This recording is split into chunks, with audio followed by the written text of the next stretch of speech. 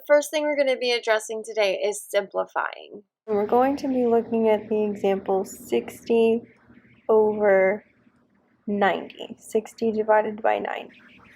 And with this, with simplifying, what we're trying to do is create an equivalent fraction where the numerator and the denominator are both as small as they can be, the smallest numbers they can be.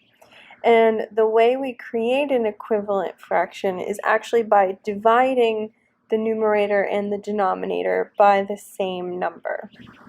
So we need to look at 60 and at 90 and think about what number can I divide both of them by.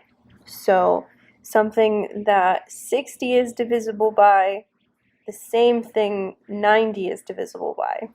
A number that you can divide it by. So 60 is divisible by 10 because it ends in a 0. So I could divide it by 10. And 90 is also divisible by 10. So I can divide that by 10. So when I do that, 60 divided by 10 is 6. And 90 divided by 10 is 9. Okay, so from here, I want to check to see if my numerator and my denominator are both now as simple as they can be. 6 and 9 are still divisible by the same number. Actually, it's 3. So 6 is divisible by 3 because I can divide it by 3. And 9 is divisible by 3 because I can divide it by 3. So 6 divided by 3 is 2, and 9 divided by 3 is 3. So now I've got 2/3, 2 over 3, and now there's not a number that I can divide both of them by. So this problem is done, and 2/3 is the final answer. So if you notice, when I went through this problem, I didn't just start right away at 60 over 90 and then dividing that by 30, even though they are both divisible by 30, and it will still get me to the same answer because 60 divided by 30 is 2, 90 divided by 30 is 3. So I could do whatever number is the most I can divide out and get to my final answer. But if I can't think of this number, all I need to do is come up with a number I know can be divided. And then that will get me to a slightly smaller fraction, a slightly smaller equivalent fraction, which then I've got numbers maybe that are easier to work with, and then it'll be more clear what the next step of division needs to be. So it doesn't really matter how many steps of division you need to do, just keep doing them until you get to the final answer. Next up, we've got solving with adding fractions together. So for this example, we've got x minus 7/8, and that equals 5/6. So this is basically a story of what happened to x, right? We have x, we took away 7/8, and after we took that away, we had 5/6. So what we want to do is we want to find out what we had before we took the 7/8 away. So the way that we do that is we basically just add the 7/8 back to it. So if we had 5/6 after we took 7/8 away, what we want to do is find out what we would have if we put the 7/8 back in. Okay, so now we're going to be adding these together, and we're needing to add these fractions. But in order to add fractions, the denominators need to be the same. We need to have a common denominator. So the way that we get the common denominator is with multiplication. So we have a few options when we're doing this multiplication that we need to check for. So one of the easiest things to do is to get one of the numbers to match the other number. So if you think about what could we multiply 6 by in order to turn it into an 8. But in this case, there's nothing you could do because like as soon as we multiply by 2, it's 12. So that's already bigger than 8. So that's not going to work. Another choice that you have is to multiply them by each other. So you could multiply this by 8 and this by 6 so that you would get the denominator of 48 because 8 times 6 is 48. Okay, if we multiply a number to the denominator, we have to multiply it to the numerator as well so that the fraction is still equivalent. So 8 times 5 gives me 40, and 7 times 6 gives me 42. Okay, so now what we want to do is figure out how many 48ths we have, right? Because I've got 40 48ths and I've got 42 48ths. So how many total 48ths do I have? Well, 40 plus 42 gives me 82. And from here, what we're noticing is that this fraction needs to be simplified because first off, they're both even numbers. So we already know that they're both divisible by 2. You can divide them both by 2. So this wouldn't be finished. We'd have to do some more simplifying there to figure out what the final answer is through this method, which this method is always going to work. So if you want to just kind of remember how to do one thing, that would be to multiply the denominators by each other. And then more often than not, you'll just end up with a fraction that needs to be simplified. However, there is another option that you can try to where maybe there's some less simplifying that you need to do. So I'll show you that as another example with this same problem in this case. So let's say instead of just multiplying them by each other, I want to find a number that I can turn them both into, even if maybe that number isn't as large.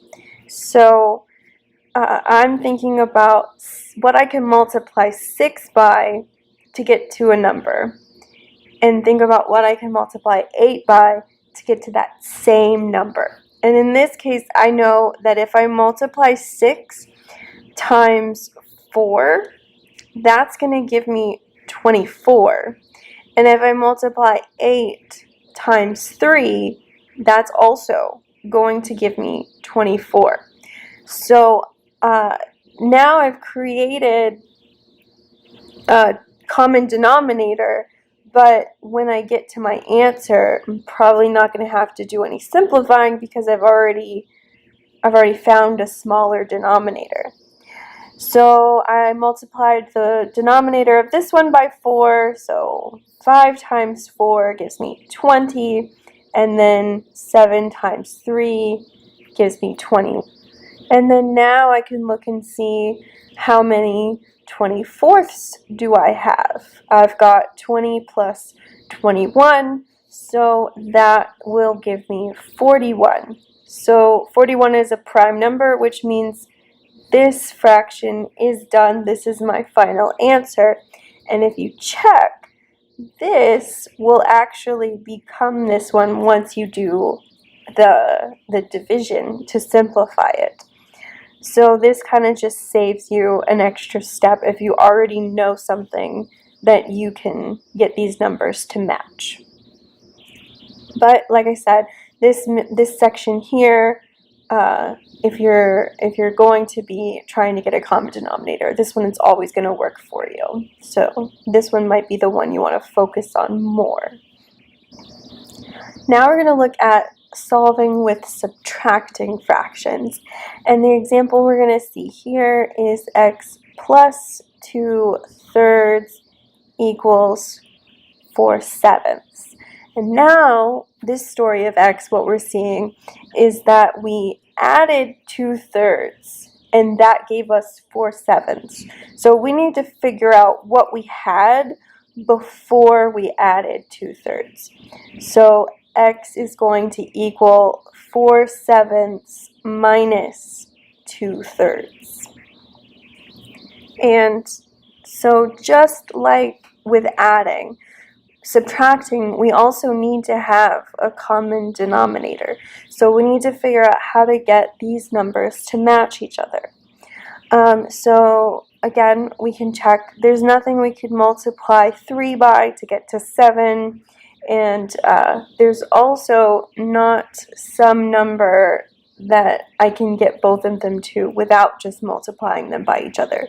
So in this case, all we really need to worry about is just times 7 here and times 3 here. We just multiply them by each other. So this is going to give me 21. 3 times 7 is 21. Oops, we're subtracting. And then 3 times 7 here, also 21. Then 3 times 4 is going to give me 12. And 2 times 7 is going to give me 14. Okay, so now we want to know how many 21ths we have. And if I've got 12 of them and I'm taking away 14 of them, now I have -2 of them. So -2 21, -2 over 21 will be my final answer because there's nothing else I can divide them both by. So then we can see that if we had -20 or -2 over 21 and we added 2/3 to that, we would end up with 4/7. So x equals -2 over 21 is my final answer. Alright, now we're moving into solving with multiplying fractions. So a problem like that would maybe look like this, where you've got x divided by 2/9. So you can see that this fraction bar means division. So x divided by 2/9 equals 8/5. So if we have x and we divided 2/9 to get this, we want to know what we had before we did the division, so we want to do multiplication to solve. So x is going to equal 8/5 times the 2/9, so that we can bring it back to where we started before the division. So when we're working with multiplication, this is probably one of the easier things that you do with fractions. All you're really doing is just multiplying the numerators to each other. So 8 times 2 is 16. And then you're multiplying the denominators to each other. So 5 times 9 is 45. And we want to check to make sure that there's nothing else that you can divide these both by, right? So 16 and 45, there's nothing that they're both divisible by. So this one is done, and x equals 16 over 45 is our final answer. And last but not least, we've got solving with dividing fractions. So we've got 5/4, and that equals 3 times x. So you can see that with this story of x, we have something and we multiplied by 3 to get this answer. So what we want to do to find out what this was before the multiplication is to do division. So we're going to have 5/4, and we're going to divide that by 3 to get x. So now I've got 5/4 divided by 3. This is for this process, in order to do division of fractions, one strategy that people use is called keep, change, flip. So you're going to keep this fraction the same. You're going to change the division into multiplication, and then you're going to flip this fraction to get the reciprocal. So when you're noticing this number here, right, still, even though it's a whole number, it is also a fraction. It's all whole numbers are just fractions over 1. So when you flip it, the 1 is going to be on top, and the 3 is going to be on the bottom. So keep, change, flip. So we have, this is going to stay the same. So we have 5/4. And then change the division into multiplication. And then flip this fraction. So now we have 1/3.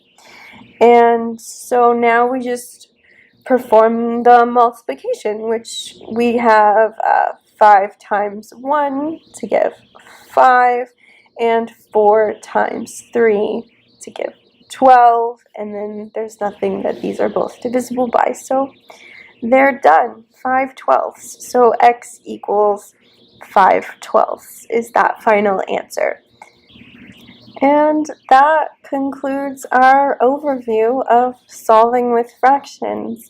Make sure that you got some notes so that you can get your participation. And I look forward to seeing you in class.